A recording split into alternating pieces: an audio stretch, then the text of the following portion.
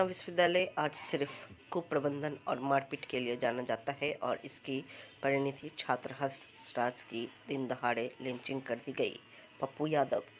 जब मुझे इस बात की खबर हुई तब बनारस में था और उसी समय मैंने हर्ष के हत्यारे को स्पीडी ट्रायल के जरिए कड़ी से कड़ी सज़ा की मांग की थी। हम आज उनके परिजनों से मिले और उनको न्याय का भरोसा दिलाया। उनके दुख के साथ इस मामले में हर्ष को न्याय दिलाने के लिए हम लड़ रहे हैं। पप्पू यादव। जो डिप्टी सीएम लोग हैं और सीएम है, तीनों मिल करके चार्जशीट कर दीजिए और 1.5 महीना से 3 महीना के अंदर एसपीडी ट्रायल कर दीजिए और इस परिवार को एक नौकरी दे दीजिए। बच्ची को आप दे दीजिए और 25-50 लाख रुपया आप मुआवजा दे दीजिए। क्या दिक्कत है? क्यों नहीं देना चाहते? हम तो चाहेंगे आप इस बच्ची को एक नौकरी दे दीजिए और 50 लाख का मुआवजा दे दीजिए। और जो लोग लंबी लंबी बात फेंकते हैं, कोई जितना हॉस्टल है, चाहे जो भी हॉस्टल और कॉलेज हॉस्टल है, बाहर हॉस्टल है, उसमें कोई एजुकेशन सिस्टम लागू है ही नहीं, कोई कैलेंडर है ही नहीं, कोई मापदंड है ही नहीं। हॉस्टल अलॉट किसको होगा, किसको होना चाहिए। 10-10, 20-20 साल से जात का नेता कब्जा करके रखा हुआ है हर हॉस्टल में। रूम किसी के नाम से अलॉट होता है, कहीं हो जाता है। हर हॉस्टल की यही स्थिति है। बम और बारूद अगल बगल में चलता ही रहता है।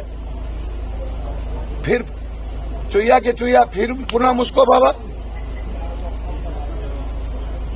तो जो सरकार के लोग हैं वो रोना बंद करें और वो काम करना शुरू करें। रो करके क्या दिखा रहे हैं भाई? अब बोल करके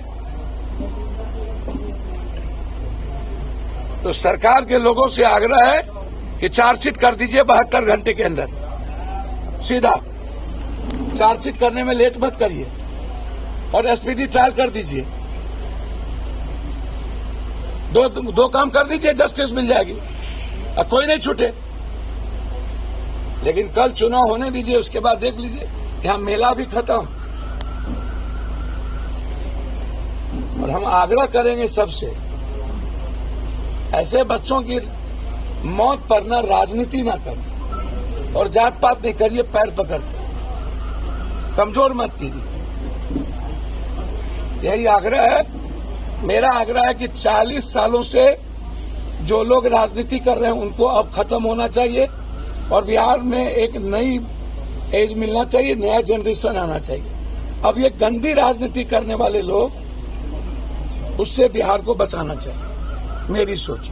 छात्र संघ का ये नेता था, चुनाव लड़ना चाहता था, कहा जा रहा है कि पॉलिटिकल। कोई कहता है डांडिया में झंझट भी थी, मैं नहीं मानने को तैयार हूँ। अक्टूबर नवंबर में झंझट हुआ और अभी तक आप उसको याद रखे हुए हैं।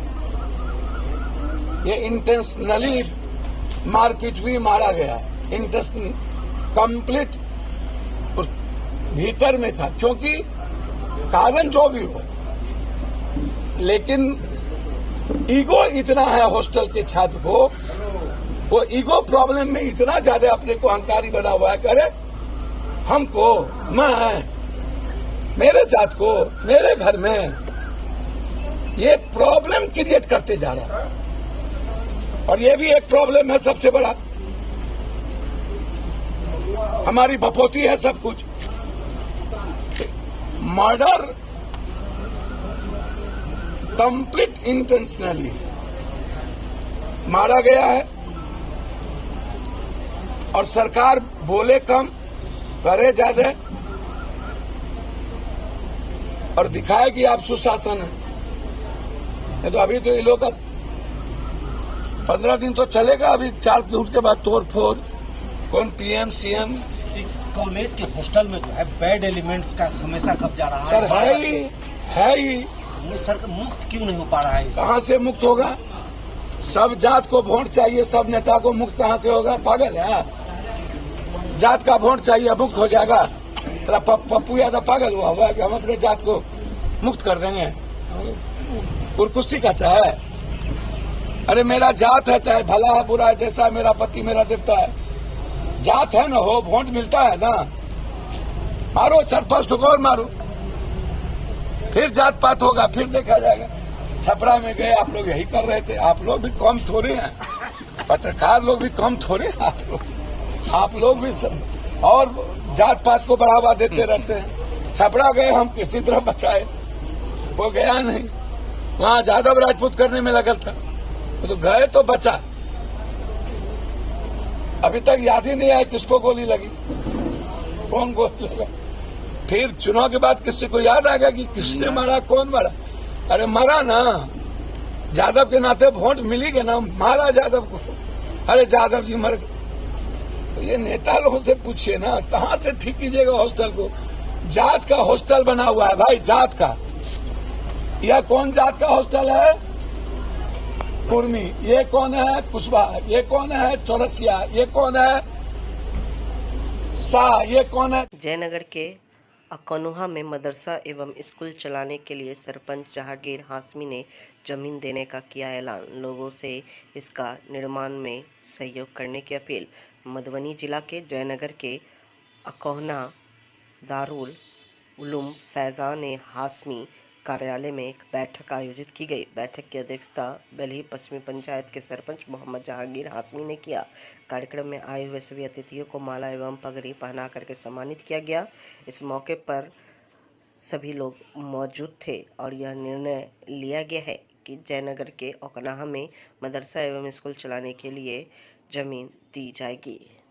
सरपंच साहब से गुजारिश करूंगा कि आप अपने अज़्म को आप अपने बिरादरान के सामने अपनी ज़बान से पेश करें ताकि उन्हें मालूम हो जाए। उसके बाद में हमारे रिजवान साहब देहलवी तशरीफ़ लाएंगे, वो अपना इरादा पेश करें। अकनोहा की धरती पर आप अभी प्रेस कॉन्फ्रेंस कर रहे हैं, क्या उद्देश्य है प्रेस कॉन्फ्रेंस करने का?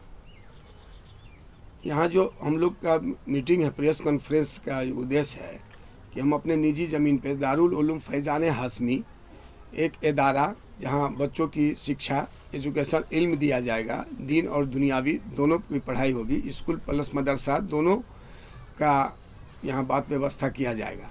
इसके लिए हम लोग मीटिंग रखे हैं और इस दारुल उलूम फैजान हाशमी का 25 अगस्त 2024 को बुनियाद रखा जाएगा, जिसमें हम अपने भारतवासी मुस्लिम कम्युनिटी बिरादरान से खास करके हाशमी मसूदी, शेख हाशमी मसूदी से गुजारिश करते हैं कि आप बुनियाद में आए और दारुल उलूम फैजान हाशमी के बनाने में, उस प्रोग्राम में अपना शिरकत, अपना कीमती वक्त दे करके हमारी हिम्मत को अफजाई करें। यही गुजारिश करना चाहते हैं हम आज के इस छोटी सी मीटिंग से और छोटी सी कॉन्फ्रेंस से, और ज़्यादा से ज़्यादा उस दिन तादाद में हमारे बिरादरी के लोग यहाँ आए। इसी के साथ मैं अपनी बात को वहाँ तक रखना चाहता हूँ। आप क्या कुछ कहना चाहिएगा सर? आप भी प्रेस कॉन्फ्रेंस में आए हैं, क्या कुछ कहना चाहिएगा? इस वक्त जहांगीर हाशमी साहब का जो ये ऐलान इन्होंने कौम और बिरादरी के नाम ये जगह वफ़ की है, जिसमें स्कूल और मदरसा इंशाल्लाह हमने अपील की है कि तमाम शेख मसूदी और हाशमी बिरादरान से कि वो यहाँ पर अतिया दें, ताउन दें, ताकि हम इसमें एक बिल्डिंग तामीर कर सकें। और इसी के साथ साथ 25 अगस्त 2024 यहाँ पर एक प्रोग्राम रखा है। ऑल इंडिया हम लोगों से अपील और गुजारिश कर रहे हैं आपके चैनल और उसके हवाले से, ख़बर के हवाले से, कि हम एक एक के घर। कुछ कहना चाहिएगा सर? आप भी प्रेस कॉन्फ्रेंस में आए हैं, क्या कुछ कहना चाहिएगा? इस वक्त जहांगीर हाशमी साहब का जो ये ऐलान इन्होंने कौम और बिरादरी के नाम ये जगह वफ़ की है, जिसमें स्कूल और मदरसा इंशाल्लाह हमने अपील की है कि तमाम शेख मसूदी और हाशमी बिरादरान से कि वो यहाँ पर अतिया दें, ताउन दें, ताकि हम इसमें एक बिल्डिंग तामीर कर सकें। और इसी के साथ साथ 25 अगस्त 2024 यहाँ पर एक प्रोग्राम रखा है। ऑल इंडिया हम लोगों से अपील और गुजारिश कर रहे हैं आपके चैनल और उसके हवाले से, ख़बर के हवाले से, कि हम एक एक के घर तो नहीं पहुंच सकते, लेकिन मैं ऑल इंडिया अपनी शेख मसूदी और हाशमी बिरादरी से ये अपील और गुजारिश कर रहा हूं कि आप अपना ताउन भी करें और यहाँ पर जो संग बुनियाद रखी जाएगी उसमें आप लोग ज़रूर आएँ 25 अगस्त 2024, ताकि हम आपकी देखरेख में इस काम को आगे बढ़ाने का काम कर सकें। इसमें जो बोले हैं कि बच्चों का जो पढ़ाई होगा वो निःशुल्क होगा या उसका कुछ चार्ज भी लगेगा? हम निःशुल्क इसमें पढ़ाई का इंतज़ाम रखेंगे। मदरसे में हम एक हॉस्टल, जिसमें बच्चे यहाँ पर खाना पीना रहना उनके लिए फ्री होगा, और स्कूल के लिए भी हमने यहाँ पर रेगुनाइज्ड के लिए अपील डाली हुई है गवर्नमेंट से रजिस्ट्रेशन के लिए। तो बहुत जल्द हम ये कोशिश करेंगे कि बच्चे स्कूल आएँ और उसके बाद मदरसे में तालीम हासिल करें, और रहने पीने खाने का जो इंतज़ाम है वो मदरसे की जानिब से तमाम लोग जो यहाँ पर अपना नाम जिन्होंने हमें दिया है, हम उनकी जानिब से यहाँ पर फ्री ऐलान करते हैं कि वो बच्चे यहाँ पर फ्री तालीम हासिल करेंगे। अपना परिचय दीजिए। मैं मोहम्मद रिजवान मसूदी देहलवी इस वक्त दिल्ली से जयनगर जहांगीर हाशमी साहब के कहने पर यहाँ तशरीफ़ लाया हूँ। मुझे बहुत खुशी हुई इस बात की कि आपने अपने वालिदैन की जो ये पुश्तैना ज़मीन थी इन्होंने ये वफ़ कर दी है, और इसकी देख रेख के लिए हम यहाँ पर आए हैं और तमाम लोगों से अपील कर रहे हैं कि जो काम जहांगीर हाशमी साहब ने किया है आप सब इसमें ताउन दे करके इसमें बिल्डिंग तामीर करने का काम कर सकें, ताकि इनका हौसला बढ़े। और इसी तरह मैं ऐलान करना चाहता हूँ ऑल इंडिया पैमाने पर कि जहाँ भी जो लोग अतिया कर सकते हैं वो इस पर ज़रूर ध्यान दें, ताकि हम इस मिशन को आगे तकमील तक पहुँचा सकें। बहुत बहुत शुक्रिया। अगर ये वीडियो हमारे चैनल पर कोई देखते हैं, अगर सपोर्ट करना चाहते हैं उसमें, तो क्या कुछ कहना चाहिएगा उनसे मैं यही कहना चाहता हूँ कि जिस तरह से अभी एक बात सामने आई थी हमारे कि 3 बच्चे, एक बच्चा अपनी माँ के पास, माँ ने आवाज़ लगाई और माँ ने कहा कि देखो ये बच्चा मेरा है और ये BSc कर रहा है। फिर वो बच्चा निकल गया वहाँ से, हमने कुएं पर देखा कि दूसरी माँ ने अपने बच्चों को बताया कि ये बच्चा हमारा है और ये डॉक्टरी पढ़ रहा है। लेकिन तीसरा बच्चा, उसकी माँ ने भी कहा कि देखो। दरभंगा कॉलेज ऑफ इंजीनियरिंग में बिहार महिला उद्यम संघ के सहयोग से आयात निर्यात और विपणन एक महत्वपूर्ण संगोष्ठी का आयोजन किया गया। इस कार्यक्रम में मुख्य अतिथि के रूप में बिहार सर्कल के मुख्य post master general Anil Kumar ने शिरकत की, जबकि वशिष्ठ अतिथि के रूप में बिहार महिला उद्यम संघ की अध्यक्ष उषा झा मौजूद थी। संगोष्ठी का मुख्य उद्देश्य यह था कि महिलाओं को सफल उद्यमी बनाने के तरीके और भारतीय डाक द्वारा उनके उत्पादों को देश विदेशों में भेजने और प्रचारित करने में कैसे सहायता प्रदान की जा सके, इस पर चर्चा की गई।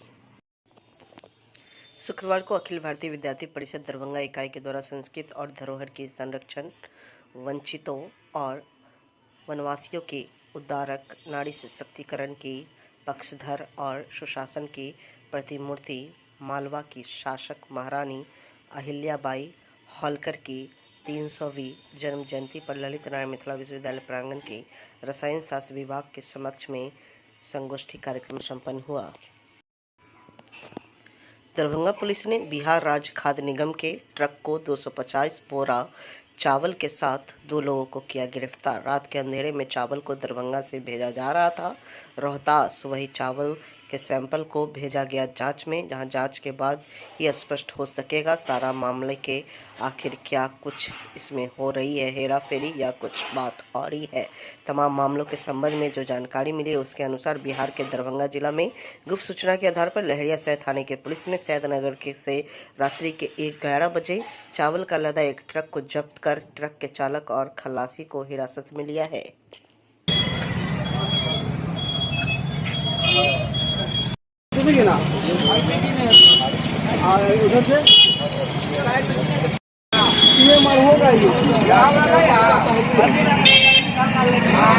हम अपने स्तर से जाकर के विभाग में भाई पता किए कि भाई हम एक जागरूक नागरिक होने के नाते कि ऐसा क्यों हो रहा है इस तरीके से। तो पता चला ये 24 तारीख को ये गाड़ी अनाज लोड करके रोहतास से आई थी ताड्डी के लिए। ताड्डी वहाँ गई, ताड्डी गोडाउन में अनाज उतारा नहीं, पुनः वो अनाज को ले आया यहाँ पंडासराय। पंडासराय में एक महासेठ जी हैं, उनके गोडाउन में ये गाड़ी घुसती है उमेश महासेठ के, और वहाँ पर ये फिर इसको खोल करके पलट करके रिपैकिंग की, फिर उसी गाड़ी पे लोड हुआ और उसी गाड़ी पर से फिर ये अनाज को कालाबाजारी की नीयत से उसी गाड़ी से ले जा रहा। जबकि ये गाड़ी रजिस्टर्ड है संवेदक में, ये संवेदक हैं दरभंगा के, उनके यहाँ ये रजिस्टर्ड है अविनाश कुमार सिंह के, ये संवेदक हैं, इनके यहाँ ये गाड़ी रजिस्टर्ड है, एग्रीमेंट हुआ है। और अगर हुआ है तो आप उस पर अनाज दूसरे तरीके का आप नहीं ले जा सकते हैं, ये नियम है। दूसरा अनाज कोई भी नहीं ले जा सकते हैं। सरकारी खाद्यान्न में वो चल रही है, सरकारी खाद्यान्न चलेगी। तो ये साफ साफ दिखता है कालाबाजारी की नीयत से ले जाया जा रहा है। SHO लहरियासराय के द्वारा सूचना दी गई कि एक ट्रक खाद्यान्न पकड़ा गया है, आकर के जांच थोड़ा कर लीजिए। तो सरकारी है कि नहीं अभी तो जांच चल रही है, लेकिन SHO लहरियासराय के द्वारा पकड़ा गया है एक ट्रक खाद्यान्न। प्रथम दृष्टि से क्या लग रहा है सर? क्या प्रतीत हो रहा है? प्रथम दृष्टया अभी खाद्यान्न के बारे में कहना ये मुश्किल है कि उसकी बोरियां सारी बाहरी बोरियां हैं ट्रक पे, जो कि मुर्गी दाना की बोरियां हैं, अन्य अन्य तरह की बोरियां हैं। तो अब उसको सैंपल उसका लिए हैं, अलग अलग बोरियों में से 4 बोरियों का सैंपल लिया गया है। जांच करवा के और पदाधिकारी को रिपोर्ट करना है, जैसा निर्देश होगा पदाधिकारी का। सीएम कॉलेज दरभंगा में शिक्षक संघ के सचिव बने doctor Abhimanyu Kumar. CM college Darbhanga में शिक्षक संघ का चुनाव हुआ, जिसमें डॉक्टर अखिलेश कुमार विभू को अध्यक्ष, डॉक्टर शांभवी को उपाध्यक्ष, डॉक्टर अभिमन्यु को सचिव, डॉक्टर दिव्या शर्मा को संयुक्त सचिव और अखिलेश कुमार राठौड़ को कोषाध्यक्ष के पद पर निर्विरोध रूप से चुना गया। यह पूरी प्रक्रिया हिंदी विभाग के सहायक प्राचार्य डॉक्टर रुपेंद्र कुमार झा के पर्यवेक्षण में हुआ।